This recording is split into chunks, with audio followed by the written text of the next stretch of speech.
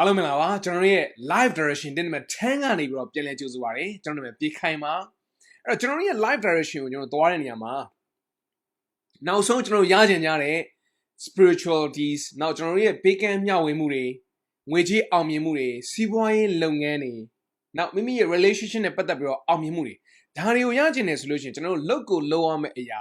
3ခုရှိပါတယ်ပထမတစ်ခုကဘာလဲဆိုလို့ရှိရင်ကျွန်တော်တို့ရဲ့ missions လို့ခေါ်ပါတယ်ဟုတ်ပါတယ်မိတ်ဆွေရဲ့ဘဝမှာဘလို့အတိတ်ပဲနဲ့ဘလို့ mission မျိုးနဲ့ဖြတ်တန်းမလဲအဲ့ဒါပြီးသွားပြီဆိုရင်အဲ့ဒီ mission ကိုအကောင့်ထဲပေါ်ဖို့ရအတွက်ကျွန်တော်တို့ visions လို့ခေါ်တဲ့အမြင်တစ်ခုကျွန်တော်တို့လိုပါလိမ့်မယ်အဲ့တော့ဒီနေ့မထမ်းမှာအရေးကြီးဆုံး3ခုတွေက2ခုကိုကျွန်တော်ပြောတော့မှာဖြစ်ပါတယ် visions နဲ့နောက်တစ်ခုကတော့အဲ့ဒီရလာတဲ့ visions ကိုဘလို့ကျွန်တော်တို့ action ယူမလဲဘာဖြစ်လို့လဲဆိုတော့ကျွန်တော်ဘဝမှာအတွေ့အကြုံတစ်ခုကဘာလဲဆိုလို့ရှိရင်လူတော်တော်များများဒီမသိလို့မလုပ်တာမဟုတ်ဘဲနဲ့သူတို့ဘာလုပ်လဲဆိုတော့သိတယ်ဒါပေမဲ့ဘာမယူနိုင်တာလဲဆိုတော့ action လို့ခေါ်တဲ့အရာမယူနိုင်တာ action ဆိုတဲ့ခါမယူနိုင်တာဒီဘာကြောင့်လဲဆိုတော့မိမိရဲ့သူတို့ရဲ့ emotion ကြောင့်လည်းဖြစ်ကောင်းဖြစ်လိမ့်မယ်ဘာကြောင့်လဲဆိုတော့ကြည့်အောင်ဟုတ်ပြီအဲ့တော့ကျွန်တော်ရဲ့ vision ဒီဘာလဲဆိုတော့ကျွန်တော်တို့ဖြစ်ချင်တဲ့ကျွန်တော်တို့ရချင်တဲ့ mission ကို account ထဲပေါ်တဲ့နေရာမှာ vegan နဲ့တူတဲ့အရာကိုကျွန်တော်တို့ visions လို့ခေါ်ပါတယ်အဲ့တော့ဥပမာဆိုကြပါတော့မိတ်ဆွေကမန်လေးကိုသွားခြင်းတယ်မန်လေးကိုသွားခြင်းတယ်ဆိုလို့ရှိရင်မိတ်ဆွေရဲ့မန်လေးကိုသွားခြင်းတယ်ဆိုတဲ့အရာဒီ vision ဖြစ်ပါတယ်ဆိုတော့ဘာကြောင့်သွားခြင်းလဲဟာထားပါတော့လူတွေအများကြီးကိုကူညီဖို့တော့မိမိရဲ့လုပ်ငန်းကိုမန်လေးထိထပ်ပြီးတော့မှပြန့်အောင်လုပ်ဖို့ဒီရည်ရွယ်ချက်နဲ့သွားခြင်းတယ်ဆိုကြပါစို့အဲ့တော့ mission တစ်ခုတော့ရှိပြီးသားမိမိရဲ့လုပ်ငန်းကိုပြန်ပြီးတော့ဖြန့်ခြင်းတယ်လူတွေကိုလည်းပို့ပြီးတော့ကူညီခြင်းတယ်အဲ့တော့မန်လေးကိုသွားရမယ်မန်လေးကိုသွားရမယ်ဆိုသွားမယ့်နေရာမှာကျွန်တော်တို့ဘာတွေရှိလာပြီလဲဆိုတော့ visions တွေရှိလာပြီအဲ့ဒါကဘာလဲဆိုတော့ကားနဲ့သွားမလားလေယာဉ်နဲ့သွားမလားဒါမှမဟုတ်ခြေကျင်သွားမလားအဲ့ဒါမှရှေ့ခက်ကလို့မြင်းနေပိုင်းနဲ့သွားမလားအစရှိသေးတယ်ဒါဒီမိတ်ဆွေရဲ့ vision ဖြစ်ပါတယ် mission ကတော့ရှိပြီးသား visions ကိုကျွန်တော်ဘယ်လိုရအောင်ကျွန်တော်သွားမလဲဟုတ်ပြီအဲ့တော့ကိုဖြစ်ချင်တဲ့အရာကိုဖြစ်ချင်တဲ့ mission ကိုအကောင့်ထဲပို့တဲ့ vision ဆိုတာလို့တယ်အဲ့တော့ vision ကိုကျွန်တော်ဘယ်လိုမျိုးသွားမလဲဆိုတော့ကျွန်တော်တို့ဘယ်လိုလေးသတ်မှတ်ထားလဲဆိုတော့ vision နဲ့ mission နဲ့ပေါင်းလိုက်တယ်ဆိုလို့ရှိရင်ကျွန်တော်တို့ vision ဒီကျွန်တော်တို့ရဲ့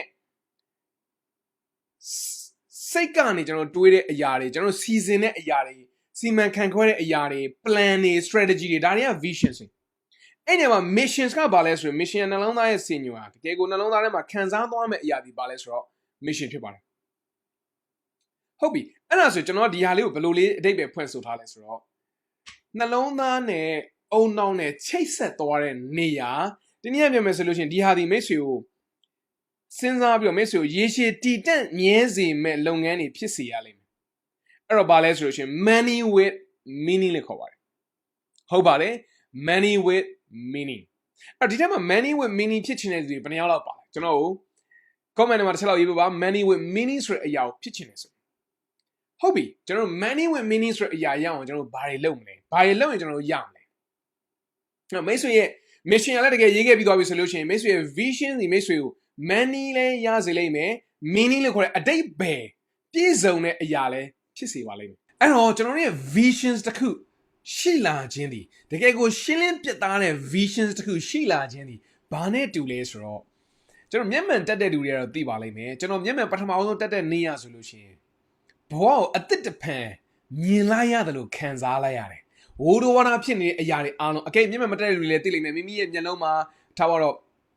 မျက်ချီတွေကတ်နေတယ်ဒါမှမဟုတ်လို့ရှိရင်ဝိုးတော်ဝါဒဖြစ်နေတယ်ဆိုလို့ရှိရင်မြင်ရတာဒီအဆင်မပြေဘူးမြင်ရတာအဆင်မပြေဘူးဆိုရင်နောက်ဆုံးအရေးကြီးတဲ့ action လို့ခေါ်တဲ့အရာတွေလုပ်မှာမဟုတ်အဲ့တော့ vision ရှိလာပြီဆိုရင်ကျွန်တော်တို့ဒီဘာဖြစ်လာမှာလဲအဲ့တော့ vision ကကျွန်တော်တို့ရဲ့လိုချင်တဲ့ life direction ကိုပေးပါလိမ့်မယ်ပြီးရင် vision ဆိုတဲ့အရာတွေတန်လိုက်တတ်လို့မျိုးပဲအောင်မြင်မှုနဲ့အခွင့်အရေးတွေကိုဆွဲဆောင်စေပါလိမ့်မယ်နောက်ဆုံးတော့ vision ရဲ့ magnet တစ်ခုလိုမျိုးပဲသင်ရဲ့ဘဝမှာလိုအပ်နေတဲ့ team တွေ partner တွေကိုရှာဖွေပေးပါလိမ့်မယ်ဒီနေရာမှာပို့ပြီးအရေးကြီးလာတာတစ်ခုကဘာလဲဆိုတော့မိတ်ဆွေရဲ့ mission မိတ်ဆွေရဲ့ခံယူချက်မိတ်ဆွေရဲ့ဒီ mission အောက်မှာအများကြီးပါတယ်နော် mission အောက်မှာ discipline လို့ခေါ်တဲ့စီကံရှိမှုတွေ mission အောက်မှာမိတ်ဆွေရဲ့ခံယူချက်တွေ mission အောက်မှာမိတ်ဆွေဘယ်လိုလူမျိုးလဲဆိုတဲ့ characters တွေ values တွေဒါတွေကျွန်တော်တို့ပြီးခဲ့တဲ့ရက်ကပြောခဲ့ပြီးပြီအဲ့တော့ AI နဲ့တူညီတဲ့ team members တွေစုမိလာပါလိမ့်မယ် team members တွေရလာပါလိမ့်မယ်ဘာဖြစ်လို့လဲဆိုတော့ခီးစဉ်တစ်ခုကိုသွားတဲ့နေရာမှာမိမိရဲ့ life goals တွေကိုတစ်ခုချင်းစီဖန်တီးကြတဲ့နေရာမှာတယောက်တည်းလုပ်တယ်ဆိုရင်ကျွန်တော်တို့အချိန်ကြာပါလိမ့်မယ်အများနဲ့လုပ်တယ်ဆိုလို့ရှိရင် အချိန်တူတူလေးနဲ့မြန်ရောက်ပါလိမ့်မယ်အဲ့တော့ကိုနဲ့စိတ်တူကိုတူလူတွေကိုကိုယ့်ရဲ့ team ထဲမှာရကျင်တယ်ဆိုလို့ရှိရင်ကျွန်တော်တို့ကခိုင်မာတဲ့ပြတ်သားတဲ့ visions နဲ့ mission နဲ့ရှိဖို့လိုပါတယ်ဟုတ်ပြီအဲ့ဒီနေရာမှာကျွန်တော်မိတ်ဆက်ပေးခြင်းတဲ့အရာလေးတစ်ခုတော့ဘာလို့ခေါ်လဲဆိုလို့ရှိရင် reticular activation system လို့ခေါ်တဲ့ RAS ဆိုတဲ့အရာလေးကိုကျွန်တော်မိတ်ဆက်ပေးခြင်းပါတယ်မြန်မာလိုလေးဒီမှာကျွန်တော်ရေးပေးထားပါတယ်သင်မမြင်ရသေးတဲ့သင်သတိမထားမိနေသေးတဲ့အရာတွေကိုသိရှိစေတယ်ဆိုတာ RAS ဖြစ်ပါတယ်အဲ့တော့လိုရအောင်ဥပမာလေးတစ်ခုကျွန်တော်ပေးရအောင်ကျွန်တော်တို့ဥပမာဆိုကြပါစို့အိမ်မှာရေခဲတက်တာဝယ်မယ်လို့စဉ်းစားလိုက်တဲ့အချိန်ကစပြီးကျွန်တော်တို့ဒီရေခဲတက်တာနဲ့ပတ်သက်တဲ့ကြော်ညာတွေတော်တော်များကျွန်တော်တို့တွေ့ရတယ်။ဒါမှမဟုတ်မိမိဖုန်းအသစ်တစ်ခုကိုချိန်နေတယ်ဖုန်းဒီ iPhone လည်းဖြစ်မယ်ဖုန်းဒီ Samsung လည်းအကယ်၍ကျွန်တော်တို့အိမ်မှာဖုန်းအသစ်တစ်ခုကျွန်တော်ချိန်နေတယ်ဖုန်းဒီ iPhone လည်းဖြစ်မယ်ကျွန်တော် Samsung လည်းဖြစ်မယ်တခြားဖုန်းတွေလည်းဖြစ်ကောင်းဖြစ်လိမ့်မယ်။အဲ့ဒါကိုစဉ်းစားမိလိုက်တဲ့အချိန်ကစပြီးတော့ကျွန်တော်တို့ဒီဘာဖြစ်လာလဲဆိုတော့အဲ့ဒါတွေကိုပဲကျွန်တော်တို့မြင်လာတယ်အဲ့ဒါဒီကျွန်တော်တို့ရဲ့အုံနောက်ရဲ့အမြဲပါလေးရဲ့ဒီနားမှာရှိတဲ့ RAS လို့ခေါ်တဲ့ reticular activation system ရဲ့အလုံးလုံးတဲ့ပုံစံဖြစ်ပါတယ်သူဒီကျွန်တော်တို့အာယုံစိုက်တဲ့အရာတွေကိုပဲသူဒီဘာလုပ်မှာလဲဆိုတော့ရှာဖွေပေးလိမ့်မယ်ကျွန်တော်တို့အရှေ့ပိုင်းသင်ခန်းစာတွေမှာပါခဲ့ပါတယ်ကျွန်တော်တို့ရှိကိုရောက်လာတဲ့ information ဒီ million နဲ့ချီပြီးတော့1 second ကိုရောက်လာတာပါအရင်များပါတယ်အဲ့တော့အရင်များတော့ကျွန်တော်3ခုလောက်ရတယ်ဖြတ်ပြရတယ်လိုရတွေးရတယ်ခြုံကုန်ပြီးတော့တွေးရတယ်အဲ့တော့အဲ့ဒီပုံမှာ motivate လောက်သွားတာကိုဘာလို့ခေါ်လဲဆိုရင် RAS လို့ခေါ်ပါတယ်အဲ့တော့မိတ်ဆွေကမိမိလိုချင်တဲ့အရာတွေကိုကျွန်တော်အခု day number 9 day number 10မှာအတိအကျတွေချရေးခြင်းအပြင်အဲ့ဒါဒီကျွန်တော်တို့ရဲ့ RAS လို့ခေါ်တဲ့ reticular activation system ကိုတွားပြီးတော့မှတကားဖွင့်ပေးရရောက်ပါလိမ့်မယ်တွားပြီးတော့မှအသုံးပြုရရောက်ပါလိမ့်မယ်ဒါဆိုလို့ရှိရင်မိတ်ဆွေရဲ့မှန်းထားတဲ့ life direction တွေတကယ်ကို clear direction ဖြစ်ပြီးတော့ action လည်းတကယ်ယူနိုင်မှာဖြစ်ပါတယ်ဟုတ်ပြီအဲ့ဒါဆိုရင်ကျွန်တော်တို့ပြီးခဲ့တဲ့ရက်တုန်းကကျွန်တော်တို့ mission နဲ့ပတ်သက်ပြီး guideline တွေရှိသလိုဒီတစ်ခါကျွန်တော်တို့ vision နဲ့ပတ်သက်ပြီးတော့ guideline တွေကျွန်တော်တို့ရှိပါလိမ့်မယ်အဲ့တော့ vision နဲ့ပတ်သက်တဲ့ guideline တွေကပါလဲဆိုနံပါတ်1အားလုံးပေါင်း3ခုရှိပါလိမ့်မယ်နံပါတ်1မိတ်ဆွေရဲ့ vision ဒီမိတ်ဆွေကိုလုံးဝကိုတက်ကြွစေရပါမယ်အရင်ကိုတက်ကြွစေရလိမ့်မယ်ဒါကိုလောက်တော့မယ်ဟေ့ဆိုလူဒီအရင်တက်ကြွနေရမယ်အဲ့ဒီနေရာမှာ want to do ရဲ့ think will work ဆိုတဲ့အရာလေးနှစ်ခုကွဲပြားပါတယ်ဆိုတော့တစ်ခုကကျတော့ကိုအရင်လှုပ်ချင်တဲ့အရာတစ်ခုကကျတော့နည်းနည်းစဉ်းစားနေရလှုပ်လို့ဖြစ်ပါမလားမဖြစ်ဘူးလားလှုပ်လို့ဖြစ်ပါမလားမဖြစ်ဘူးလားလို့စဉ်းစားရဆိုရင်များသောအားဖြင့်ဖြစ်မှာမဟုတ်အဲ့တော့တကယ်ကိုဒါဒီငါအရင်လှုပ်ချင်တဲ့အရာဖြစ်အောင်ငါလုပ်မယ်ဆိုတဲ့စိတ်ကူးနဲ့စပါနောက်တစ်ခုအနေနဲ့ဒီနေရာမှာပြောချင်တာကတော့ကျွန်တော်တို့ရဲ့ passion လို့ခေါ်တဲ့အရင်ကိုဝါသနာလဲပါတယ်တော်လဲတော်တယ်ဆိုတဲ့အရာရှိရမယ်ပြီးရင် commitment လို့ခေါ်တဲ့စီကံရှိရမယ်ဒါအောင်ငါမဖြစ်အောင်လုပ်မယ်ဆိုတဲ့တန်တိတ်ထန်ချထားမယ်ဆိုရင်မိတ်ဆွေဒီ miracle လို့ခေါ်တဲ့ထူးဆန်းမှုတွေတကယ်ကိုအံ့ဩဖွယ်ကောင်းတဲ့ရလဒ်တွေကိုရမှာမလွဲပါဘူးဒါဒီပထမအဆုံး visions ရဲ့ rules ပထမအဆုံး visions ရဲ့ guideline ဖြစ်ပါတယ်ဒုတိယ guideline လေးကိုကြည့်အောင်ဒုတိယ guideline ကတော့ဘာလဲဆို vision ချရတဲ့နေရာမှာမိတ်ဆွေရဲ့ vision ဒီပြောင်းလို့ရပါတယ်ဆိုတော့ mission ကပြောင်းလို့မရအောင်နော် mission ဒီပြောင်းလို့မရအောင် mission ဒီဒါပဲ mission ဒီမိတ်ဆွေပြီးသွားရင်တော့မှဥပမာပြောမယ်မိတ်ဆွေပြီးသွားရင်တော့မှဒီဘဝဆိုတာပြီးသွားရင်တော့မှတခြားလူတွေဒီ mission ကိုဆက်ပြီးလုပ်ကြလိမ့်မယ်ဥပမာကျွန်တော်ရဲ့ဆရာတဦးပေါ့လေမြင်ဆရာတဦးမိတ်ဆွေတို့ time management သင်တဲ့အချိန်တုန်းကလည်းပြောခဲ့ဘူးတယ်မိတ်ဆက်ပေးခဲ့ဘူးတယ် Stephen Covey လို့ခေါ်တဲ့ဆရာတဦးသူဆိုရင်ဒီဘဝမရှိတော့ဘူးဒါပေမဲ့သူ့ရဲ့ mission လို့ခေါ်တဲ့လူတွေကိုကူညီပေးတယ်လူတွေကိုမျှဝေပေးတယ်လူတွေကိုသူတို့ရဲ့အကောင်းဆုံး version တွေကိုထုတ်သုံးနိုင်အောင်လုပ်မယ်ဆိုရင် mission ဒီကြံခဲ့တယ်အဲ့ဒီ mission ကိုကျွန်တော်တို့ကဆက်ပြီးတော့လှုပ်ဆောင်တယ်ဥမာ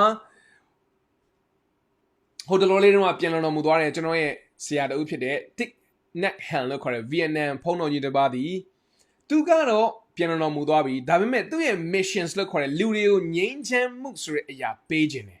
world peace ဆိုတဲ့အရာကိုပေးခြင်းတယ်ဆိုရင် mission ဒီကြံခဲ့တယ်အဲ့လိုပဲ mission ဆိုတာတကယ်ကြီးကိုခံစားပြီးတော့လုပ်ရတဲ့အရာဖြစ်ပါတယ်အဲ့အတွက် mission ဒီတက်လုံးကဘာတီတွေရှိနေမှာဖြစ်ပါတယ်ဒါပေမဲ့အဲ့ဒီ mission ကိုအကောင့်ထဲပေါ်ဖို့ရအတွက်မဖြစ်တဲ့နည်းနဲ့အကောင့်ထဲပေါ်ဖို့ရအတွက်ကတော့ကျွန်တော်ရဲ့ visions တွေပြောင်းရပါလိမ့်မယ်ဥပမာလေးနောက်တစ်ခုထပ်ပေးပါမယ်အဲ့တော့ကျွန်တော်ရဲ့ missions က empowering lives every day နေ့စဉ်ကျွန်တော်လူတွေကိုကူညီမယ်နေ့စဉ်ကျွန်တော်အလုပ်တွေလုပ်မယ်နေ့စဉ်ကျွန်တော်လူတွေကိုမျှဝေမယ်အဲ့လိုလုပ်ဖို့ရအတွက်ပထမအဦးဆုံးကျွန်တော်ဘာကြုံရလဲဆိုတော့2020မှာ COVID ဆိုတာနဲ့ကြုံရတယ် အဲ့တော့အရင်တော့ vision တွေချထားတာပါလဲဆိုတော့ရန်ကုန်နေမန်းလေးတွေတောင်ကြီးတွေစရှိတဲ့မြို့ကြီးတွေမှာကျွန်တော်တို့ training တွေပေးမယ်ဆိုပြီး vision တွေချထားတယ်အဲ့ဒီ vision တွေကဘာအဖြစ်ပြောင်းသွားလဲဆိုတော့ online training တွေအဖြစ်ပြောင်းသွားတယ်နောက်ပိုင်းမှာကျွန်တော်တို့2021မှာခုဖြစ်တဲ့ကာလမှာလည်းအဲ့လိုပဲ vision တွေအကုန်လုံးကိုကျွန်တော်ပြောင်းရတယ်ကျွန်တော်ရဲ့ mission ကတော့ဆက်လက်ပြီးတော့ရှင်းသန်နေမဲ့သဘောဒါလို့ဆိုမိတ်ဆွေ mission နဲ့ vision နဲ့တော်တော်ကွဲပြီးတော့ကျွန်တော်ယုံကြည်ပါတယ်အဲ့တဲ့ရဲ့ vision တွေပြောင်းလို့ရပါတယ် number 3အရန်ကိုပြည့်စုံတဲ့ visions ကိုမရှာပါနဲ့အရန်ကိုလုံးဝကိုပြည့်စုံတဲ့ visions ကိုမရှာပါနဲ့မရှိဘူးအဲ့ဒါဒီဘာဖြစ်လို့လဲဆိုတော့ဥပမာဆိုကြပါတော့ကျွန်တော်က training တစ်ခုသင်မယ်ဆိုရင်ဒီ training တစ်ခုအားရပါရ design တွေကျွန်တော်ဆွဲပြီးတော့ဟာမဖြစ်ပြအောင်လုပ်မယ်ဆိုတဲ့အခါကျမှတရားရကန်တော့ပြည့်မှလုပ်မယ်ဆိုရင်ဘယ်တော့မှဖြစ်လာမှာမဟုတ်အဲ့လိုပဲကျွန်တော်ရဲ့လုပ်ငန်းတွေမှာလည်းတရားရကန်တော့ပြည့်စုံမှငါလုပ်မယ်ဆိုလို့ရှိရင်ဘယ်တော့မှဖြစ်လာမှာမဟုတ်အဲ့တော့ပထမတော့80ရာခိုင်နှုန်း90ရာခိုင်နှုန်းနဲ့ okay ဒီလောက်ဆိုတော့ငါရပြီဆိုစလိုက်တယ်စာရင်းနဲ့ try and error လို့ခေါ်တဲ့ဆန်းလုပ်ခြင်းနဲ့မှားရလေးရှင်ပြန်ပြင်းတယ်ဆန်းလုပ်ခြင်းမှားရလေးရှင်ပြန်ပြင်းတယ် this is life this is business ဒီလိုပဲကျွန်တော်တို့ကသွားလိုက်မယ်အဲ့ဒီနေရာမှာအရင်ကောင်းတဲ့ဥပမာလေးတစ်ခုကျွန်တော်မိတ်ဆက်ပေးခြင်းနဲ့အဲ့ဒါဘာလဲလူတော်တော်များကျွန်တော်တို့ကဘာလုပ်လဲဆိုလို့ရှိရင်ပြစ်ကွင်းကိုရှိတယ်ပြစ်ကွင်းကဒီမှာရှိရဆိုရင် ready ဆိုတာနဲ့ဘာလို့လဲဆိုတော့သူတွေက aim လို့ခေါ်တယ် chain နေတာ chain မလောက်သေးဘူးနော်ထိမဲ့ထင်သလားမရတော့သေးဘူးနော်အစကျ chain နဲ့မပြစ်ဖြစ်တော့အဲ့ဒီမှာကျွန်တော်ပေးတဲ့ဥပမာဘာလဲဆိုတော့ ready ဖြစ်ပြီဆိုတော့ဘာလို့ပါ fire ပြစ်ပါအဲ့ ready ဖြစ်ပြီဆိုတော့တစ်ချက်ပြစ်လိုက်ဘယ်ရောက်တော့လဲကြည့်လိုက်ပြီးရင်ပြန်ချိန်သင်ခန်းစာတွေယူဘလောက်အကွာဝေးလောက်ပြန်ချိန်ရမလဲဆိုတော့ကိုမေးနောက်တစ်ခေါက်ထပ်ပြစ်ဒီပုံစံတိုင်းသွားမှသာကျွန်တော်ပြစ်မဲ့သည်တကယ်ထိရောက်မှာဖြစ်ပါတယ်အဲ့တော့ vision နဲ့ပတ်သက်တဲ့ guideline တွေတော့ကျွန်တော်သိသွားပြီဒါဆိုရင်ကျွန်တော်တို့ vision နဲ့ပတ်သက်တဲ့ exercise တွေကိုကျွန်တော်စရအောင်အဲ့တကယ်လိုက်လို့ပါနော်တကယ်လိုက်လို့ပါစိတ်ကူးထဲမှာပဲထားမယ်ဆိုရင်ကျွန်တော်ရဲ့ mission တွေ vision တွေဒီဘာမှဖြစ်လာမှာမဟုတ်ဘူးအဲ့တော့မိတ်ဆွေဒီကနေ့ဒီ day number 10ထိရောက်လာတာကိုကြည့်ကြရမယ်မိတ်ဆွေကိုယ့်ရဲ့ mission visions နဲ့မိမိရဲ့ life direction ကိုအကောင်းဆုံးလုပ်ချင်တဲ့သူတယောက်ဆိုတာမလွဲပါဘူးအဲ့တော့တကယ်လုပ်လိုက်အောင်အကြိုင်းမို့တကယ်လုပ်လိုက်အောင်ဟုတ်ပြီပထမဆုံးမိကုန်းကဘာလဲဆိုတော့မိတ်ဆွေငယ်စဉ်ကလေးကမွေးရပါအည်ချင်းလို့ပြောလို့ရတဲ့အရာတစ်ခုကဘာလဲအချိန်လေး2မိနစ်လောက်ယူပြီးတော့ရေးပေးပါကျေးဇူးပြုစပါအဲ့တော့ဥပမာတော့ music တစ်ခုလိုချင်တယ်ဆိုရင်ဒီလို music လေးနဲ့နားထောင်ပြီးတော့ရေးပါ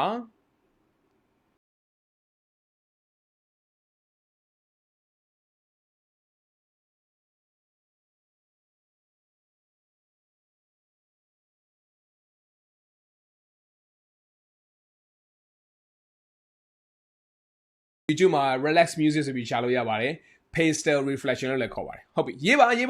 ပါ welcome back ပြန်လာတော့ကြိုဆိုပါတယ်ဆက်ပြီးရေးအောင်ငယ်တော့ဝါသနာပါတဲ့အရာတွေကဘာတွေလဲလုံးဝထူးချွန်နေဆိုတဲ့အရာတွေကဘာတွေလဲနောက်တစ်ခုနံပါတ်1သင်လှုပ်ချင်တဲ့မိတ်ဆွေလှုပ်ချင်တဲ့အလုပ်တော့မို့စီးပွားရေးလုပ်ငန်း5ခုလောက်ရှိမယ်ဆိုရင်ချရေးပါမိတ်ဆွေလှုပ်ချင်တဲ့အလုပ်ဥမာမိတ်ဆွေဝန်ထမ်းအနေနဲ့လှုပ်ချင်နေဆိုရင်ဘလို့အလုပ်မျိုးဖြစ်မလဲဒါမှမဟုတ်စီးပွားရေးလုပ်ငန်းလုပ်မယ်ဆိုလို့ရှိရင်ရောဘလို့အလုပ်မျိုးဖြစ်မလဲ5ခုလောက်ကျေးဇူးပြုချရေးပေးပါပြီးပြီဆိုလို့ရှိရင်အဲ့ဒါတွေကိုဘာကြောင့်လှုပ်ချင်တာလဲဆိုတော့နံပါတ်2ရောနံပါတ်3ရောတခါတည်းတွဲပြီးတော့ရေးပေးပါအချိန်လေးကျွန်တော်တို့3မိနစ်ခန့်ယူပြီးတော့ရေးပေးပါအဲ့ကျေးဇူးပြု၍ဒီဗီဒီယိုကို pause လုပ်ပါနော်ကျွန်တော်စောင့်ကြည့်နေပါတယ် I'm watching you ကျေးဇူးပြုရေးပါ ready go စပါရေးတဲ့ခါကျရင် energy အပြည့်နဲ့ရေးပါ energy အပြည့်နဲ့ထိုင်တော့လောမတည့်ပြီးတော့ရေးပါ yes welcome back ပြန်လာတော့ကြိုဆိုပါတယ်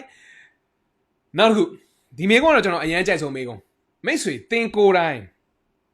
တရားရာဂိုင်တော့အောင်မြင်မယ်ဆိုတော့သိတယ်ဆိုရင်ဘာလုပ်မလဲဟုတ်ပါတယ်သင်ကိုယ်တိုင်တရားရာဂိုင်တော့အောင်မြင်မယ်ဆိုတော့သိတယ်ဆိုရင်မိတ်ဆွေဘာလုပ်မလဲကျေးဇူးပြုရေးပေးပါ you got 2 minutes သင်ကိုယ်တိုင်တရားရာဂိုင်တော့အောင်မြင်မယ်ဆိုတော့အတိအကျသိတယ်ဆိုရင်ဘာလုပ်မလဲဗီဒီယို pause လုပ်ပါရေးပါစာရွက်ထဲမှာရေးပါ welcome back ပြန်လာတော့ကြိုဆိုပါတယ် number 5ဘလို့လုပ်ငန်းတွေမှာမိတ်ဆွေအနေနဲ့ကူညီလို့ရမလဲသူတို့တော့မို့သွားပြီးတော့သင်ယူမယ်အရင်ဆုံးသင်ယူပြီးမှသွားပြီးတော့ကူညီလို့ရမလဲ တော့အဲ့ဒီကနေပြီးတော့မိတ်ဆွေလှုပ်ချင်တဲ့အရာတွေရောဖြစ်လာနိုင်သလားဒါဒီကျွန်တော်တို့စမ်းသပ်ကြည့်ရလို့ခေါ်ပါတယ်တခုခုစမ်းသပ်ကြည့်တယ်ပြီးတော့မှငါသဘောကျသလားငါလှုပ်ချင်သလားဆိုပြီးဆုံးဖြတ်တယ်အဲ့တော့စမ်းသပ်တယ်ကျွန်တော်ပြန်ပြီးတော့မှဆုံးဖြတ်တယ်အဲ့တော့ခြေသူပြီးတော့မှ2မိနစ်လောက်ယူပြီးတော့ရေးပြပါဘယ်လိုလုပ်ငန်းတွေကိုသင်ကူညီလို့ရမလဲဒါပေမဲ့ဘာတွေကိုအရင်သင်ယူပြီးမှသွားကူညီမလဲအဲ့ဒီကနေမှတစ်ဆင့်မိတ်ဆွေလှုပ်ချင်တဲ့အရာတွေကဘာတွေဖြစ်လာမလဲခြေသူပြီးရေးပါWelcome back ပြန်လာတော့ကြိုဆိုပါရစေဟုတ်ပြီဒါဆိုကျွန်တော် number 6ကတော့ကျွန်တော်အကြိုက်ဆုံးအရာတစ်ခုဖြစ်ပါတယ်အဲ့ဒါတော့ဘာလဲဆိုတော့တင်သေးသွားရင်သင်ရဲ့ဘဝမှာဘာတွေကိုခြံထားခဲ့ခြင်းတလဲသင်ကိုဘယ်လိုလူတစ်ယောက်အဖြစ်သိစေခြင်းတလဲအားလုံးသိပြီးသားဖြစ်ပါလိမ့်မယ်ကျွန်တော်တို့ဒီလူလောကကိုရောက်လာတယ်ဆိုတာဒီဘဝမှာကျွန်တော်တို့က you only have one life one chance အဲ့တော့ဘာလုပ်မှာလဲဘာတွေခြံထားခဲ့ကြတာလဲဘယ်လို mission မျိုးနဲ့လဲအဲ့တော့ကျွန်တော်ဒီမှာဆရာဇော်ကြီးရဲ့တင်သေးသွားတော်ဆိုတဲ့ကြပြလေးကိုကျွန်တော်ငယ်ငယ်တော့သိခဲ့ရတဲ့ကြပြလေးကိုကျွန်တော်ဖတ်ပြခြင်းတယ်အားလုံးဒီတစ်ခေါက်ဖတ်တဲ့ခါကျလို့ရှိရင်အတိတ်ပဲများစွာမတူညီတဲ့အတိတ်ပဲတွေနဲ့ရမယ်လို့ကျွန်တော်ယုံကြည်တယ်အဲ့ဒါဘာလဲဆိုတော့လူပြည်လောကလူဘဝကအိုရနာရတေရအောင်မီမှန်ပေတီတိအရင်မှန်ပါတယ်အိုရနာရမယ်ကျွန်တော်တို့ဒိုတပီကတင်သေးသွားတော့တင်ဖွာသောမြေတင်တို့မြေသည်အခြေတိုးမြင့်ကြံကောင်းသိ၏ဟုတ်ပါတယ်ကျွန်တော်တို့မရှိတော့တဲ့အချိန်မှာကျွန်တော်တို့နေထိုင်တဲ့မြန်မာနိုင်ငံကျွန်တော်တို့နေထိုင်တဲ့ရက်ကွက်ကျွန်တော်တို့နေထိုင်တဲ့မြို့သည်ပို့ပြီးတော့တိုးတက်ပြီးတော့ကြံခဲ့တဲ့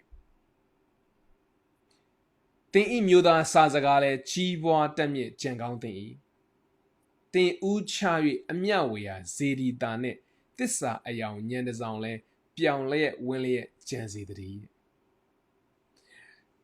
အယံကိုအတိတ်ပဲရှိတဲ့ကြပြလေးပါဘာဖြစ်လို့ကျွန်တော်တို့တကယ်ကိုဒီနေရာဖြတ်တန်းရမှာအဲ့တော့တကယ်ကြီးကိုရင်ထဲကနေလာတဲ့ငါရဲ့ missions ကဘာများဖြစ်မလဲငါရဲ့ visions တွေကဘာများဖြစ်မလဲ vision နဲ့ပတ်သက်တဲ့ exercise တွေလာမယ်တော့ခဏနေကြလို့ခြေတပြည့် reflection လေးဆက်လုပ်ကြည့်အောင် number 7နိုင်ငံမှာလက်ရှိလိုအပ်နေရဘာတွေလဲသင်ရောဘာတွေလုပ်ပေးလို့ရနိုင်တယ်လဲခြေတပြည့်2မိနစ်ယူပြီးရေးပေးပါ ready go စပါရေးပါ welcome back ပြန်လာတော့ကြိုဆိုပါရစေnumber 8ကိုကြည့်အောင်မိတ်ဆွေကိုစိတ်လှုပ်ရှားစေတဲ့ company တွေမိတ်ဆွေကိုစိတ်လှုပ်ရှားစေတဲ့လူတွေရဲ့ mission တွေကဘာတွေလဲ visions တွေကဘာတွေလဲပြီးရင်ဘာကြောင့်စိတ်ဝင်စားတာလဲအဲ့ဒါအချိန်လေး2မိနစ်လောက်ယူရေးပေးပါ ready go စရေးပါ and welcome back ပြန်လာတော့ကြိုဆိုပါရစေတော်တော်ကြီးကိုကျွန်တော်ရနေပြီနောက်ထပ်2ခုပဲကြံပါတော့တယ်အားတင်ထားပါအားတင်ထားမယ်2ခုပဲကြံပါတော့တယ်နောက်တစ်ခုကြည့်အောင် number 9ဘယ်သူတွေရဲ့အလုပ်တွေ business တွေအလုပ်ဆိုတာကျွန်တော်ဝန်ထမ်းအနေနဲ့ပြောတာပါ business ဆိုတာစီးပွားရေးလုပ်ငန်းကိုစတင်တာကိုပြောတာပါအဲ့ဒီအရာတွေကိုမိတ်ဆွေဘယ်လိုလူတွေရဲ့အလုပ်တွေ business တွေကိုလေးစားတယ်လဲအားကျတယ်လဲမိတ်ဆွေရဲ့ role model တွေကဘယ်သူလဲအဲ့ကျွန်တော်တနည်းအားသွားခြင်းနဲ့ဆိုရင်ကျွန်တော်တို့ role model ရှိမှရလိမ့်မယ်ကျွန်တော်တို့လမ်းပြပေးမဲ့သူရှိမှရလိမ့်မယ်ရှေ့ဆောင်သွားထားတဲ့လူရှိမှရလိမ့်မယ်ဘယ်အလုပ်မဆိုရှိပါတယ်အဲ့ဒါတွေကဘယ်သူတွေလဲဥပမာကျွန်တော်ဆိုရင် Tony Robbins ကိုကျွန်တော်ရဲ့ role model တွေနဲ့ကျွန်တော်ယူတယ်နောက်ကျွန်တော်ရဲ့Singapore မှာဆိုလို့ရှိရင်ကျွန်တော်ရဲ့ Adam Khoo ဆိုတဲ့ဆရာကိုကျွန်တော် role model နဲ့ကျွန်တော်ယူတယ်ဒါကျွန်တော် role model ယူခဲ့တဲ့ပုံကိုယ်တွေအခုချိန်ထိသူတို့ဘာတွေလုပ်နေသလဲသူတို့ရှိမှရှိတဲ့သင်တန်းတွေရှိရဆိုကျွန်တော်အမြဲတမ်းအကုန်လုံးကိုဘာလုပ်နေလဲတက်နေပြီးသားအကုန်တက်ပြီးသားကျွန်တော်သူတို့ဖွင့်သမျှအရာကိုလည်းဆက်ပြီးတော့ကျွန်တော်တက်နေတော့မယ်တက်ပြီးသားအရာရှိနေကျွန်တော်တက်နေအောင်ဘာဖြစ်လို့လဲဆိုတော့သူတို့ဒီကျွန်တော်ဖြစ်ချင်တဲ့သူတွေသူတို့ရဲ့ mission ဒီကျွန်တော်ရဲ့ mission နဲ့တော်တော်ကြီးကိုတူတယ်နီးစပ်တယ်အဲ့တော့ကျွန်တော်ဘာလုပ်လဲ live လုပ်တယ်အဲ့တော့မိတ်ဆွေမှာရောမိတ်ဆွေရဲ့ role model ကဘယ်သူတွေလဲ you got 2 minutes ခြေသွေးချရေးပါwelcome back ပြန်လာတော့ကြိုဆိုပါရစေဟုတ်ပြီအဲ့ဒါဆိုရင်နောက်ဆုံး number 10ကတော့သင်လက်ရှိလုပ်နေတဲ့အလုပ်ကရောသင်လုပ်နေတဲ့သင်ရကျင်တဲ့ vision တွေ mission တွေနဲ့ကိုက်ညီမှုရှိသလားမရှိဘူးလားဒါလေးကတော့ခက်တော့လေးကျွန်တော်ဖြေပေးပါကိုက်ညီမှုရှိသလားမရှိဘူးဆိုလို့ရှိရင်ကျွန်တော်တို့ကဘာလုပ်ရတော့မှာလဲ visions ကိုတော့ပြောင်းလို့ရတယ်ဒါပေမဲ့ mission ကတော့တကယ်ခိုင်မြဲနေရဆိုရင်ပြောင်းဖို့ရမလွယ်ပါဘူး တော့မိတ်ဆွေဘာလုပ်အောင်မလဲမိမိလက်ရှိလုပ်နေတဲ့အလုပ်ကိုပြောင်းဖို့လိုကောင်းလိုလိမ့်မယ်ကျွန်တော်မသိဘူးနော်ပြောင်းဖို့လိုကောင်းလိုလိမ့်မယ်ဒါမှမဟုတ်ဒါကိုပဲဆက်ပြီးတော့ပုံစံလေးပြောင်းပြီးတော့လုပ်တင်လုပ်ရလိမ့်မယ်အရေးကြီးဆုံးကဘာလဲဆိုတော့အချိန်တစ်ခုပေးဖို့လိုတယ်ငါ6လနေရင်လုပ်မှာလားငါတစ်နှစ်နေရင်လုပ်မှာလားအစရှိတဲ့အချိန်တစ်ခုပေးပါအချိန်တစ်ခုပေးမှပဲအဲ့ဒါဒီကျွန်တော်တို့ရနိုင်မယ်မိတ်ဆွေအကျိုးရှိမယ်လို့ယုံကြည်ပါတယ်ဟုတ်ပြီဒါဆိုရင်ကျွန်တော်ရဲ့ visions ကို account ထဲပေါ်လိုက်ရအောင်အဲ့တော့ visions ကို account ထဲပေါ်ဖို့အတွက်ကျွန်တော်အရင်ဆုံးဘယ်ကနေကျွန်တော်စမလဲဆိုတော့3 to 5 years vision ဆိုတာလေးနဲ့ကျွန်တော်စကြင်ပါတယ်အဲ့တော့ခဏနေကြရင်ကျွန်တော်တို့ရေးရမှာဒီပါလဲဆိုလို့ရှိရင်ကျွန်တော်တို့3နှစ်ကနေ5နှစ်အတွင်းမှာကျွန်တော်ကတော့ပုံမှန်အားဖြင့်3နှစ်ပဲကျွန်တော်ရေးလေးရှိတယ်အကယ်၍နည်းနည်းလေးပို့ပြီးတော့ရေးချင်တဲ့သူတွေက5နှစ်တာကျွန်တော်တို့ရေးပါအဲ့တော့3နှစ်ကနေ5နှစ်အတွင်းမှာမိတ်ဆွေရဲ့ visions ကပါလဲမိတ်ဆွေဘာတွေလုပ်ချင်တာလဲဘာတွေရချင်တာလဲဘယ်လိုနေရာတွေသွားချင်တာလဲအစရှိသည်မိတ်ဆွေရဲ့စီးပွားရေးလုပ်ငန်းမိတ်ဆွေရဲ့စီးပွားရေးလုပ်ငန်းမိတ်ဆွေရဲ့အလုပ်မိတ်ဆွေရဲ့ organization မိတ်ဆွေရဲ့မိသားစုဒါတွေကဘာတွေဖြစ်ချင်တာလဲရေးတဲ့အခါကျရင်ကျွန်တော် present tense နဲ့ရေးပါတကယ် future နဲ့မရေးပါနဲ့ကျွန်တော်ဒါတွေကို I will ဆိုတဲ့ပုံစံမျိုးမဟုတ်ဘဲနဲ့တကယ်ကိုရနေတဲ့ပုံစံမျိုးနဲ့ကျွန်တော်ရေးစေချင်ပါတယ်မရေးခင်လေးမှာကျွန်တော် remind လုပ်ချင်တာလေးတခုရှိပါတယ်မရေးခင်လေးမှာကျွန်တော် remind လုပ်ချင်တာလေးရှိပါတယ်အဲ့ဒါဘာလဲဆိုတော့အားလုံးသိတဲ့အတိုင်းပဲကျွန်တော် live direction ကိုသွားတဲ့နေရာမှာကျွန်တော်တို့ကန္ဓာ၈ခု direction ၈ခုကိုကျွန်တော်တို့ကချပြီးတော့ကျွန်တော်တို့သွားတယ်အားလုံးတွေ့ပြီးသားဖြစ်ပါလိမ့်မယ် direction ၈ခုကိုကျွန်တော်တို့သွားတယ်အဲ့ဒီ direction ၈ခုကိုပြန်ပြီးတော့အနစ်ချုပ်လိုက်မယ်ဆိုရင်ကျွန်တော်တို့က direction ၄ခုကျွန်တော်တို့ရပါလိမ့်မယ်အဲ့ဒါကတော့ဘာလဲဆိုတော့ကျမ်းမာရေးဆိုတဲ့အောက်မှာကျွန်တော်ကျမ်းမာရေးရဲ့မိမိရဲ့ဘာသာရေးနဲ့ပတ်သက်တဲ့ spirituality ဆိုတဲ့နှလုံးသားရဲ့စင်ညွန်ဟာဆိုတာကျွန်တော်ပါသွားပါတယ်ချမ်းသာရေးလို့ခေါ်တဲ့ wealth မှာကျတော့ကိုယ့်ရဲ့လုပ်ငန်းခွင်အောင်မြင်မှုတွေရဲ့ကိုယ့်ရဲ့ finance ဆိုတဲ့အရာတွေရဲ့ပါသွားပါတယ်ဒီဘက်အောက်က relationship မှာတော့ဘာပါသွားလဲဆိုတော့ yes relationship နဲ့ပေါင်းသင်းစနစ်ပါလိုက်မယ်မျှဝေပေးခြင်းဆိုတာပါသွားပါတယ်နောက်ဒီဘက်က self ဆိုတဲ့နေရာမှာတော့ကိုယ့်ရဲ့ emotion တွေရဲ့ကိုယ့်ရဲ့ time management တွေရဲ့နောက်ကိုသွားခြင်းတဲ့အရာလေးတွေကိုလှုပ်ခြင်းတဲ့အရာလေးတွေကိုတွေ့ခြင်းတဲ့သူတွေရဲ့ဒါတွေကျွန်တော်တို့ပါသွားပါလိမ့်မယ်အမေဆိုခဏနေကြရင် live direction ကိုရေးတဲ့အခါကျရင်ကျွန်တော်ကကဏ္ဍ၈ခုစလုံးမပြောတော့ဘဲနဲ့ကဏ္ဍ၄ခုနဲ့ကျွန်တော်ရေးစီခြင်းပါတယ်အဲ့တော့ဒီလိုပုံစံလေးကျွန်တော်တို့ဖြစ်ပါလိမ့်မယ်ရေးတဲ့အခါကျလို့ရှိရင်ကျွန်တော်တို့ကကျန်းမာရေးနဲ့ပတ်သက်ပြီးတော့ health ကျမ်းမာရေးနဲ့ပတ်သက်ပြီးတော့3နှစ်အတွင်း5နှစ်အတွင်းမိတ်ဆွေ visions ကပါတယ်ဘာတွေရချင်တာလဲဘာတွေဖြစ်ချင်တာလဲအဲ့တော့ဥမာကျွန်တော်ဆိုလို့ရှိရင်တော့3နှစ်အတွင်း5နှစ်အတွင်းမှာကျွန်တော်ရချင်တဲ့အရာတွေကဘာလဲဆိုတော့တကယ်ကို180ပေါင်ချိန်180နဲ့တကယ်ကိုကျမ်းမာပြီးတော့လန်းဆန်းပြီးတော့ဖြက်လက်တဲ့ခန္ဓာကိုကျွန်တော်ရချင်တယ်ဖြက်လက်တဲ့လူပုံစံကိုကျွန်တော်ရချင်တယ်အသားကြီးကတကယ်ကိုကောင်းပြီးတော့တကယ်ကိုချီလင်းပြီးတော့ဒီလိုပုံစံမျိုးကျွန်တော်ရချင်တယ်ဒါကျွန်တော်ရဲ့ကျမ်းမာရေးနဲ့ပတ်သက်ပြီးတော့ now ကျွန်တော်ရဲ့ wealthထားပါတော့ဥမာချမ်းသာရေးဆိုတာနဲ့ပတ်သက်ပြီးဘာတွေရချင်လဲအဲ့တော့ချမ်းသာရေးနဲ့ပတ်သက်ပြီးတော့ကျွန်တော်လက်ရှိလုပ်နေတဲ့ business 5ခုမှာပဲကျွန်တော်ထပ်ပြီးတော့အနည်းဆုံးကျွန်တော်တို့10စားလောက်ထိ revenue တွေကိုကျွန်တော်ရချင်တယ်ဒါနောက်ထပ်3နှစ်ကနေ5နှစ်တုန်းမှာကျွန်တော်ရချင်တဲ့ဥစ္စာတွေ relationship မှာရောဘာတွေရချင်လဲ relationship မှာတော့ကျွန်တော်ရဲ့မိသားစုတွေနောက်ကျွန်တော်ရဲ့အဖေမေဘက်ကမိသားစုတွေနောက်ကျွန်တော်ရဲ့ဒီအမျိုးသမီးဘက်မှာရှိတဲ့မိသားစုတွေသူတို့တွေနဲ့အတူပျော်ပျော်ရွှင်ကျွန်တော်တို့မကြာခဏတွေ့ကြမယ်နောက်အိမ်မှာရှိတဲ့ကျွန်တော်ရဲ့သားလေးနဲ့ကျွန်တော်အမျိုးသမီးနဲ့အချိန်ပေးမယ်အစရှိတဲ့ relationship နဲ့ပတ်သက်တဲ့ goals တွေနောက် self ကိုယ်တိုင်3နှစ်ကနေ5နှစ်အတွင်းမှာကျွန်တော်ဒီသင်တန်းပေါင်းနောက်ထပ်အနည်းဆုံး10ခုလောက်ကိုကျွန်တော်တက်ပြီးသားဖြစ်ရမယ်စာအုပ်ပေါင်းကျွန်တော်150 200လောက်ကိုကျွန်တော်ဖတ်ပြီးသားဖြစ်ရမယ်3နှစ်အတွင်းမှာဒါကျွန်တော်ရဲ့ဘာလဲဆိုတော့ big visions တခုကိုကျွန်တော်ပြောတာဒါဥပမာနဲ့ပေးတာပါမိတ်ဆွေအနေနဲ့ခြေစုပ်ပြည့်ကိုလိုချင်တဲ့အရာဘာလဲဆိုတော့ခံစားပြီးတော့3နှစ်3ပုံ5နှစ်မှာဘာတွေလုပ်ချင်တယ်ဘာတွေရချင်လဲဆိုတော့ရေးပါအချိန်3မိနစ်လောက်ယူပေးပါအချိန်3မိနစ် sorry အချိန်4မိနစ်လောက်ယူမှာကဏ္ဍ၄ခုကိုရေးရမှာဆိုအချိန်4မိနစ်လောက်ယူပါဒီဗီဒီယို pause လုပ်ပါနော် pause လုပ်ပါနော်ခဏလောက်ရပ်ပါနော်အချိန်4မိနစ်လောက်ယူရေးပါ3နှစ်5နှစ်တော့ကို ready go စရေးပါ okay welcome back ပြန်လာတော့ကြိုဆိုပါရစေအဲ့တော့ 3 year vision ပြီးသွားပြီဆိုရင်ကျွန်တော်တို့ဆက်ပြီးတော့မိတ်ဆွေလှုပ်ချင်လာမယ့်အရာဘာလဲဆိုလို့ရှိရင်ကျွန်တော်တို့ရဲ့1 year vision ဖြစ်ပါတယ်ခုနကတော့3 year visions ကိုပြန်ပြီးတော့နောက်ကိုပြန်ဆွဲပြီးတော့မှ okay 3နှစ်တာ vision ဖြစ်ဖို့ရာအတွက်ခင်ဗျာဒီတစ်နှစ်အတွင်းမှာဘာလုပ်ဖို့လိုတယ်လဲကျမ်းမာရေးချမ်းသာရေး relationship ကိုယ်တိုင်အကုန်ချရေးပါတစ်နှစ်အတွင်းမှာဘာလုပ်မလဲ3နှစ်goal စီအကုန်ဖြစ်လာဝေးရအတွက်တော့အဲ့ဒီကိုဥတီရဖို့အတွက်ဒီတစ်နှစ်အတွင်းမှာဘာလုပ်မလဲ ဒီနေရာမှာကျွန်တော်2022ကိုအဓိကထားပြီးတော့ကျွန်တော်ရေးသေးချင်ပါတယ် ready ကျေးဇူးပြုစပါ go အချိန်4မိနစ်ယူပြီးရေးပါအချိန်4မိနစ်ယူပြီးရေးပါ this is your life နော်ကိုဘိုးကတော့ကို design ဆွဲနေတာအဲ့တော့တကယ်ကို energy အပြည့်နဲ့ရေးပါစပါ okay welcome back ပြန်လာတော့ကျေးဇူးပါတယ်ကျွန်တော်တို့ခု3နှစ် plan ပြီးပြီ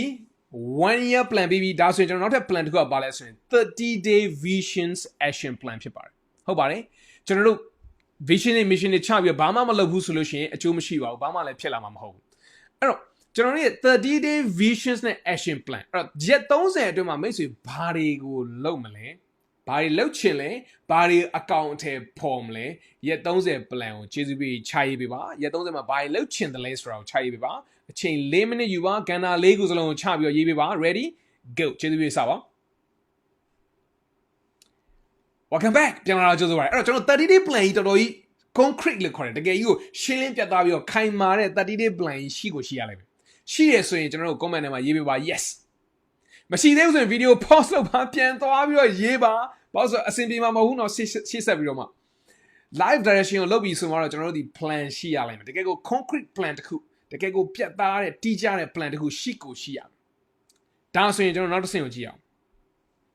7 day action plan ခုနှစ်ရက်အတွင်းမှာမိတ်ဆွေဘယ်လို action တွေယူမှာလဲခုနက30 day လို့ခေါ်တဲ့ရက်30ဖြစ်ဖို့ရအတွက်ကျွန်တော်တို့လောက်တော့မယ့်အရာရှိရင်ရက်30မှာလိုချင်တဲ့ထားပါတော့စီးပွားရေးနဲ့ပတ်သက်ပြီးတော့လဲဘယ်လောက် revenue ရချင်တယ်အကျိုးမြတ်ဘယ်လောက်ရချင်တယ် profit အဲ့ဒါနဲ့ပတ်သက်ပြီးတော့မှဒီ9ရက်အတွင်းမှာငါဘာလုပ်မလဲဥပမာလေးတစ်ခုပေးမယ်ဆိုရင်မိတ်ဆွေက9ရက်အတွင်းမှာမိတ်ဆွေကဆိုတလအတွင်းမှာမိတ်ဆွေကဆိုကြပါတော့သိန်း300ရချင်တယ်ဆိုပါစို့သိန်း300ရချင်တယ်ဒါဆိုလို့ရှိရင်ကျွန်တော်တို့9ရက်အတွင်းတစ်ပတ်အတွင်းမှာဘယ်လောက်ရဖို့လိုတယ်လဲကျေးဇူးပြုချရေးပေးပါအကယ်ကျမ်းမာရေးနဲ့ပတ်သက်ပြီးတော့မှတစ်လအတွင်းမှာပေါင်10ပေါင်ချခြင်းတယ်ဒါဆိုရင်တစ်ပတ်အတွင်းမှာဘယ်လောက်ချဖို့လိုတယ်လဲ relationship နဲ့ပတ်သက်ပြီးတော့ဘယ်လောက်ထိအောင်ပျော်ရွှင်ခြင်းတယ်လဲဘယ်လောက်ထိအောင်အချိန်ပေးခြင်းတယ်လဲကိုယ့်ရဲ့significant others ကိုနောက်ကိုယ်တိုင်အတွက်ရော meditation ခီးသွားတဲ့အရာနဲ့ပတ်သက်လို့စာအုပ်ဖတ်တဲ့အရာနဲ့ပတ်သက်လို့ဘာတွေလုပ်ချင်လဲ7 day action plan ကိုချရေးပါ go စပါ welcome back ပြန်လာတော့ကြိုဆိုပါတယ်အဲ့တော့ကျွန်တော်7 day action plan ပြီးသွားပြီအဲ့တော့ကျွန်တော်ပြန်ကြည့်မယ်နော်3 year ပြောတယ်3 year ပြီးတော့အဲ့3နှစ်မှာလောရမယ့်အရာတွေဖြစ်ဖို့အတွက်တစ်နှစ်အတွင်းမှာဘာလုပ်မလဲဆိုတာကိုရေးတယ်စဉ်းစားတယ်ခံစားတယ်ရေးတယ်အစရှိတယ်ပြီးတော့အဲ့တစ်နှစ်တွင်လုပ်မယ့်အရာတွေအားလုံးဖြစ်ဖို့အတွက်30ရက်30မှာဘာလုပ်မလဲရက်30ဖြစ်ဖို့အတွက်9ရက်အတွင်းမှာဘာလုပ်မလဲနောက်ဆုံးအဆင့်ကတော့ဘာလဲဆိုတော့တရက် one day action plan မိတ်ဆွေ February 2ရက်ထားပါတော့မနက်ဖြန်ပေါ့လေမနက်ဖြန်စပြီးတော့မှမိတ်ဆွေဘာတွေလုပ်မလဲ7 day action plan နဲ့ဘယ်အရာတွေကိုမိတ်ဆွေအကောင့်ထဲပေါ်မလဲခြေစည်းပြေးချရေးပါ ready go စပါရေးပါတကယ်ရေးပါရေးတဲ့ဟာတွေအားလုံး4မိနစ်ချိန်ရပါလိမ့်မယ်ရေးပါ okay welcome back congratulations ပါ welcome back ပြန်လာတော့ကြိုဆိုပါတယ်အဲ့တော့ကျွန်တော်တို့အားလုံးဒီ1 day action plan ရှိပြီ7 day action plan ရှိပြီ30 day action plan ရှိပြီပြီးပြီဆိုရင်ဗာလဲအဲ့30 day တွေအကုန်ဆက်သွားပြီးတော့12ခါရောက်သွားပြီဆိုရင်အဲ့ဒါဒီဗာလဲဆိုတော့1 year action plan ရပါပြီအဲ့ဒီ1 year action plan ပြီးသွားပြီဆိုရင်မိတ်ဆွေဒီခုနကတော့3 year ကိုသွားဖို့ရအတွက်ကလမ်းတစ်ဝက်နီးပါးကိုရောက်သွားပြီ good job တချိန်တည်းမှာပဲကျွန်တော်အရင်ကြိုက်တဲ့ tool တစ်ခုထပ်ထည့်ပေးခြင်းနဲ့အဲ့ဒါပါလဲဆိုတော့ကျွန်တော်ကတော့အရင်တော့ကျွန်တော်ရဲ့ရုံးမှာပေါ့လေအခုတော့ကျွန်တော်ရုံးခန်းမသွားပြတာအရင်ကြာရတဲ့ကျွန်တော်ပြလို့တော့မရဘူးရုံးမှာဆိုကျွန်တော်ရဲ့ဒီ white board ကြီးပေါ်မှာချပြီးကျွန်တော်ဆွဲထားတာတစ်ခုရှိတယ်အဲ့ဒါ vision board လို့ခေါ်ပါတယ်အဲ့တော့ vision board ဆွဲခြင်းနဲ့ make sure ရှိရဆိုရင်ဆွဲလို့ရအောင်လို့ကျွန်တော် idea လေးတွေပေးပါမယ်ဒါက vision board တွေရဲ့ board တွေကတစ်ခုဖြစ်ပါတယ်အဲ့တော့2022ရဲ့ vision boardမှာ family and friends ဆိုတာရှိမယ်ဒီမှာမိတ်ဆွေရဲ့မိသားစုနဲ့ပတ်သက်ပြီးတော့ family and friends ရှိမယ်နောက်ကျမ်းမာရေးနဲ့ပတ်သက်တာရှိမယ်ဖတ်ချင်တဲ့စာအုပ်တွေနဲ့ပတ်သက်ပြီးရှိမယ်ဘယ်လိုလူဖြစ်ချင်တာလဲအစရှိသဖြင့်နောက်ဘယ်နေရာတွေသွားချင်တာလဲဘယ်လို exercise တွေလုပ်ချင်တာလဲ skin care ဘွဲရတာနဲ့ပတ်သက်လို့မိသားစုအချိန်ပေးရတဲ့ပတ်သက်လို့အဲ့တော့ vision board ဆိုတာက visions တွေကိုစာလုံးတွေနဲ့ရေးတာမဟုတ်တော့ဘဲနဲ့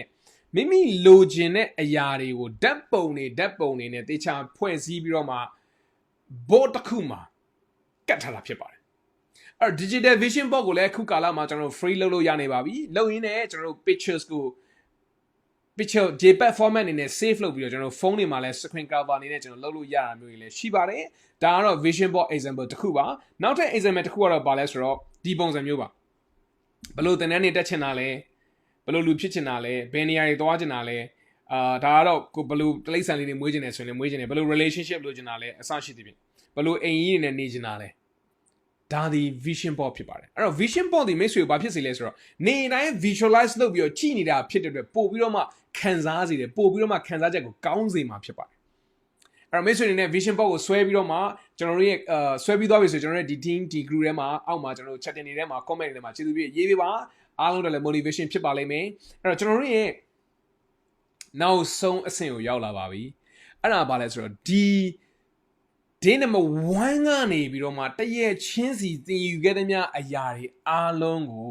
ကျွန်တော်ရဲ့ရှင်းသုံးရှင်းလေးကနောက်ဆုံး action လို့ခေါ်တဲ့အလုပ်လို့ခေါ်တဲ့အရာဖြစ်အောင်ဘယ်လိုပြောင်းမလဲအဲ့လိုပြောင်းလဲဖို့ရာအတွက်လိုအပ်တဲ့အရာတစ်ခုကျန်ပါသေးတယ်အဲ့ဒါကတော့ဘာလို့ခေါ်လဲဆိုလို့ရှိရင်မိတ်ဆွေတို့ accountability partner လို့ခေါ်ပါတယ်အဲ့တော့ကျွန်တော်ကတော့မိတ်ဆွေတို့အားလုံးကိုဒီနေ့ဒီ live direction group ထဲမှာ accountable partner လို့ခေါ်တယ်တူတူတွဲပြီးတော့လုပ်ရမယ့်သူအနည်းဆုံး3ယောက်တစ်ဖွဲ့တော့၎င်း9ယောက်တစ်ဖွဲ့တော့၎င်းရှိစေချင်ပါတယ်ဖွဲ့ကြပါလုပ်ကြပါကျွန်တော်မကြခင်မှာ Telegram channel ကနေပြီးတော့လည်းမိတ်ဆွေတို့အားလုံးထပ်ပြီးတော့ဖွဲ့လို့ရပါလိမ့်မယ် Telegram channel ကနေပြီးတော့လည်းအဲ့တော့ဒါဒီနောက်ဆုံးလိုအပ်နေတဲ့အရာဖြစ်ပါတယ်အဲ့တော့ accountable လို့ခေါ်တဲ့တာဝန်ခံတာရှိလာပြီဆိုရင်ဘာလုပ်လို့ရလဲအချင်းချင်းပြောလို့ရပြီ hey လုပ်ဖြစ်ရလားဒါတွေမလုပ်ဖြစ်ဘူးဆိုဘာအကူအညီလိုရလဲငါတို့ဘာကူညီပေးရမလဲဘာတွေကတားဆီးနေရလဲအစရှိရင်မေးခွန်းနဲ့မေး